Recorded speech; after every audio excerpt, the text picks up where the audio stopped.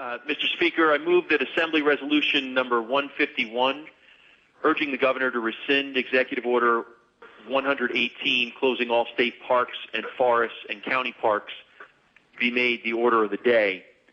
Mr. Speaker, I make the motion in a real sense of cooperation, of reaching out to the governor's office to try to work together in a time that is obviously stressful, in a time where I think this body is coming together and trying to cooperate, supporting the governor and trying to get our state through a crisis.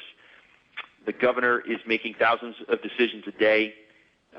We want to support him, but he's entitled to make a mistake. And on Executive Order number 118, I think he's made a mistake. And I'm encouraging him to take a mulligan on that mistake and rescind that executive order. And this resolution would encourage the governor to do that, Mr. Speaker. We're not asking for the parks and the forests in the state to be open without restrictions. What we're asking for is to help craft a common sense policy on our parks and forests. And that would be a policy that would be developed in the context where we find ourselves a real outlier in the country, Mr. Speaker. New York, Pennsylvania, Delaware, Connecticut, all of our neighboring states' parks and forests remain open. New York, in fact, I think is reducing some fees and admissions to its parks because it wants its residents to get out and get fresh air. And I would submit that the governors of those states don't care any less for their residents than Governor Murphy does care for the people of New Jersey. They just recognize the critical importance of exercise and fresh air to their citizenry. We know that getting out in the sunshine is important to our physical, our mental, and our emotional health. Getting out in the sun, I think Dr. Conway would agree that access and exposure to the sunlight increases vitamin D, which is important to our immune systems. Exercise is an important way to stay in shape and combat obesity. Even the Morris and Essex Mental Health Association has suggested, Mr. Speaker, that taking a walk and in the fresh air is one of the best ways to cope mentally and emotionally with the crisis that we're facing. And so I've started a petition, Mr. Speaker, that has now over 10,000 signatures from residents of New Jersey that has come together in less than a week, asking the governor to reconsider his decision.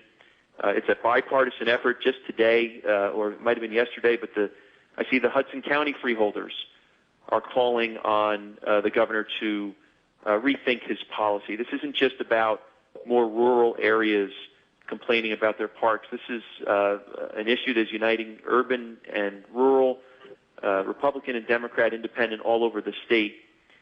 And it just makes sense, Mr. Speaker. We have 500,000 acres, more than 500,000 acres of state parks, forests, and county parks in our state. We have 9 million residents in the most densely populated state in the union, and it simply can't be that the safest number of residents who can use those parks, those over 500,000 acres, is zero. There has to be a number between 0 and 9 million that makes sense for the people of New Jersey.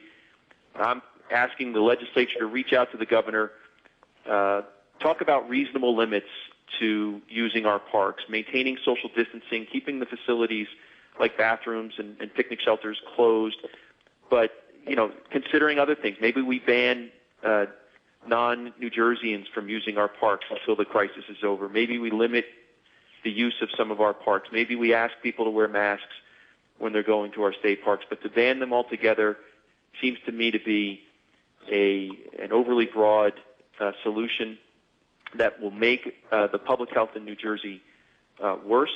It will not improve the situation. And I'm asking my colleagues to join me today in passing the resolution.